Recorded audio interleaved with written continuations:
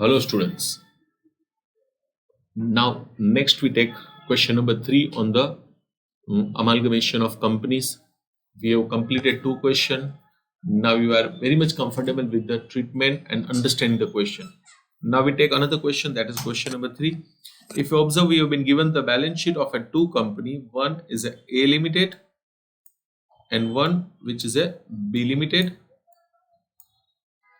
And it is given below the balance sheet. It was decided to establish a new company, AB Limited.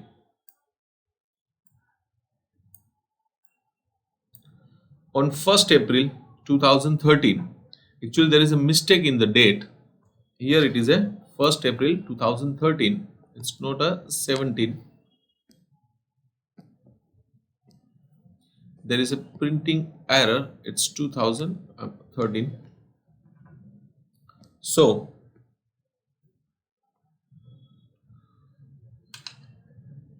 ABC Limited, it was decided to establish a new company, AB Limited, to carry out the amalgamation of both the company.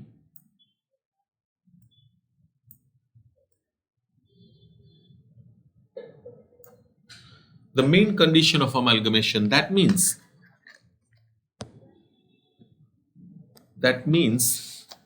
A Limited is a selling company, B Limited is also a selling company, and AB Limited is a purchasing company. A and B is a selling company, AB is a purchasing company. The terms is provide 6 shares of AB Limited.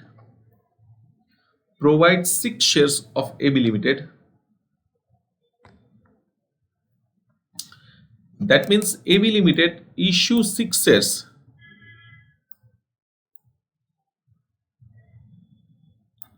AB Limited issue 6 shares against the 5 shares of A and B. Against the 5 shares of A and B. So provide 6 shares against the 5 shares of A and B. यानी purchasing company selling company के share holders को हर एक 5 share के सामने अपने 6 share यानी AB limited, A limited and B limited के हर एक शेयर होल्डर्स को 5 शेयर के सामने 6 शेयर नए इश्यू करेंगे. Share holders of old company accept 90% shares. तो जो पुराने शेयर होल्डर्स है वो उनको जो टोटल पेमेंट करना है उसमें से वो 90% शेयर एक्सेप्ट करेंगे and 10% there accept in cash. यानी हमें जितना पेमेंट करना है उसमें से 90% शेयर इश्यू होगा, 10% कैश होगा. AB limited takes all, remember all यानी सारी asset, all means all assets and liabilities at book value. They acquire at book value. They acquired the book value. यानी कोई एडजस्टमेंट नहीं है. Very simple task, very simple task. Prepare balance sheet according to amalgamation nature of purchase. अब आप बोलोगे sir amalgamation nature of purchase क्या होता है? See there are 2 types of amalgamation. Amalgamation nature of merger and purchase. जो merger नहीं है automatic purchase है.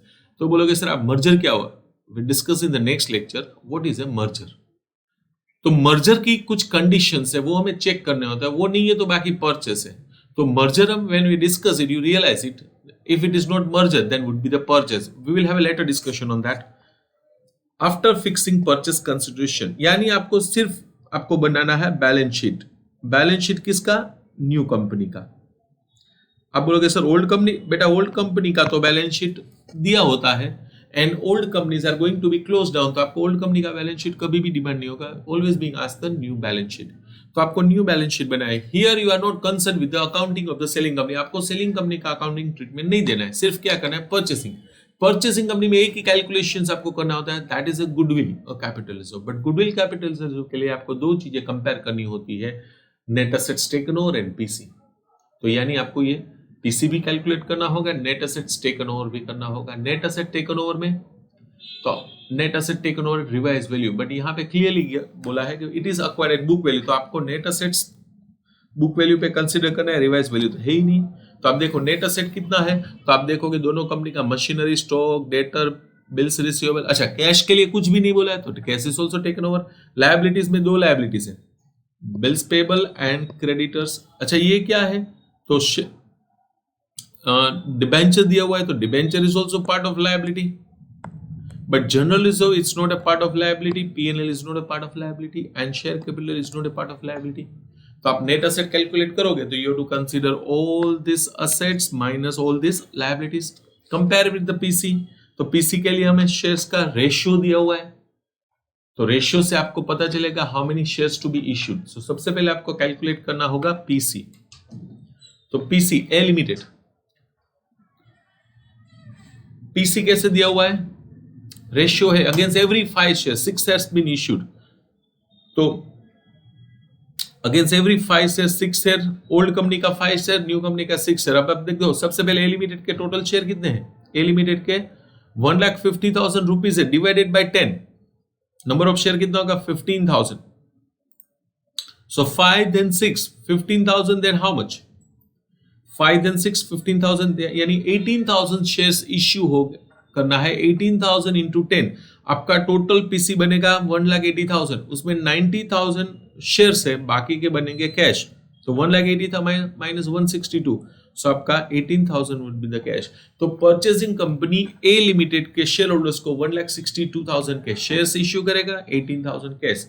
बी लिमिटेड में आप देखोगे तो 5 शेयर्स के सामने 6 shares, for every 5 shares of B limited 6 shares of A B limited issue. अब देखो बैलेंस शीट में कितने शेयर्स है बी लिमिटेड के, 1 लाख रुपीज है, ये रुपीज है, 10 रुपीज का एक शेयर है, 1 lakh divided by 10, 10,000 share, 5 then 6 10,000, then how much, so it would be 12,000 share. तो 12,000 इंटू 10, टोटल पीसी बनेगा आपका 120, उसमें से 90%, 1,08,000 का शेयर इश्यू होगा, रिमेनिंग इज कैश।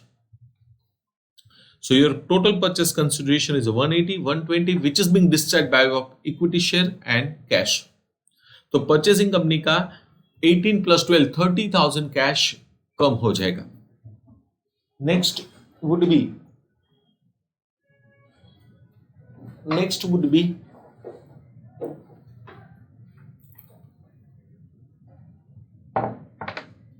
पीसी के बाद नेक्स्ट हम लोग कैलकुलेट करना होगा goodwill capital reserve. So goodwill capital reserve would be,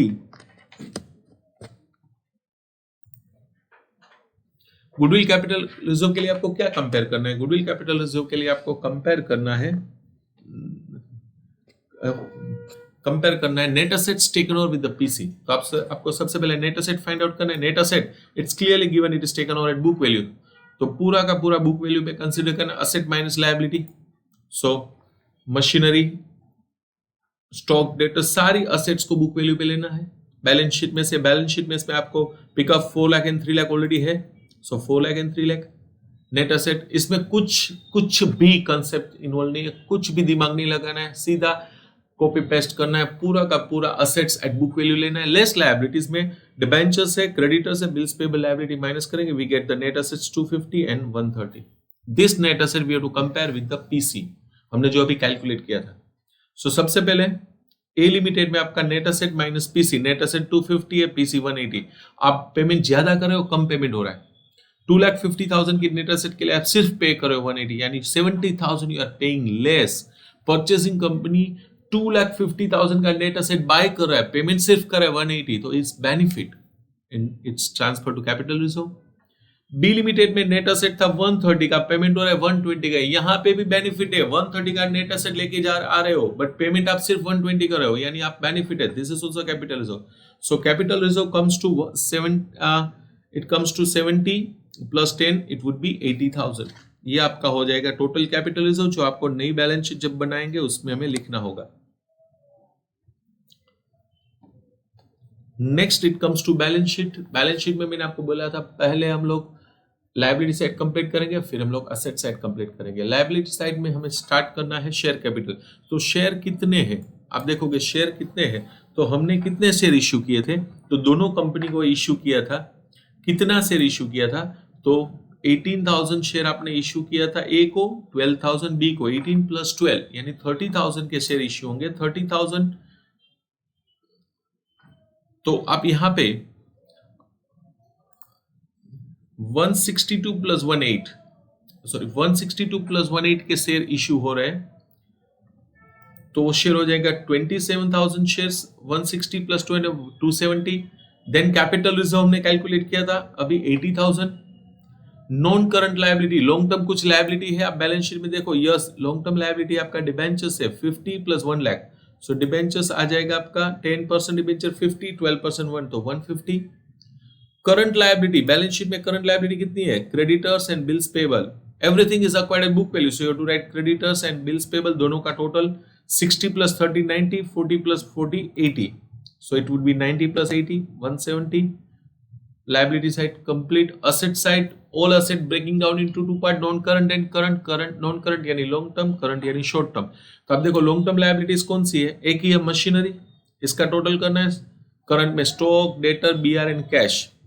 cash में आपको ध्यान रखना है, कैश आप ये कैश लेके जा रहे हैं minus what you paid to the companies. तो आपका ये हो जाएगा मशीनरी, बिल्स रिसीवेबल का टोटल, स्टॉक का total, trade receivable, cash. Cash में whatever you pay as a part of PC, ये दोनों 18 plus 12 30 आपको माइनस करना है. तो आप 60 plus 90 150 कैश लेके आ रहे हो, उसमें से 30 पे कर रहे हो. सो 150 minus 30 120. Total of current assets it would be 6,70,000. So this is a total of your balance sheet. Thank you very much.